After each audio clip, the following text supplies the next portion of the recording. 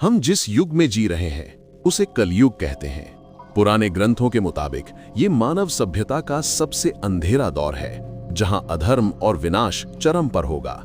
लेकिन क्या हो अगर मैं आपसे कहूं कि कलयुग सिर्फ एक एंड ऑफ एन एरा नहीं, बल्कि एक कॉस्मिक कोड है जो हमें अगले महापरिवर्तन के लिए तैयार कर रहा है। धार्मिक किताबों में कलयुग के जो लक्षण बताए गए थे वो आज हम अपनी आंखों से देख रहे हैं। प्राकृतिक आपदाएं, महामारियां और इंसानी रिश्तों में गिरावट। लेकिन क्या ये सिर्फ संयोग है या इसके पीछे कोई कॉस्मिक पैटर्न है जिसे हमारे पूर्वज समझते थे?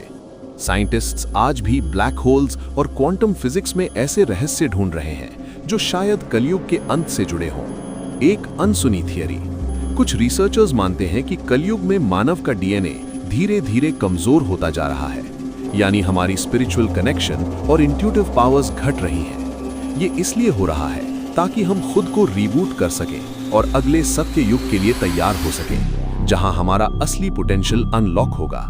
कलयुग को अक्सर एक बुरा युग माना जाता है, लेकिन क्या ये एक तरह का कॉस्मिक एल्गोरिदम है जहां हर बुराई, हर परेशानी हमें कुछ सीखने और आगे बढ़ने का मौका देती है? जैसे एक कंप्यूटर क्रैश होने के बाद और बेहतर अपडेट होता है, शायद कलयुग भी हमारी स्पिरिचुअल ऑपरेटिंग सिस्टम का एक जरूरी अपडेट है। पुराने ग्रंथों में कहा गया है कि कलयुग के अंत में भगवान कल की अवतार लेंगे। लेकिन क्या कल की एक इंसान होंगे या एक कलेक्टिव कॉन्शियसनेस जो इंसानियत को उसकी नींद से जगाएगा? क्या वो ऐसी तकनीक या ज्ञान लाएंगे जो हमें इस अंधेरे से बाहर निकालेगा? कलयुग सिर्फ एक समय का चक्र नहीं, बल्कि एक चुनौती है, एक परीक्षा है।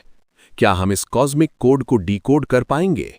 क्या हम अपने अंदर के कल्कि को जगाकर इस युग को एक नए सत्य युग में बदल पाएंगे? आप क्या सोचते हैं? कमेंट में बताएं। और ऐसी ही गहरे रहस्यों को जानने के लिए सब्सक्राइब कीजिए गाथा फाइल्स को। अगली फाइल जल्द खुलेगी। नमस्ते।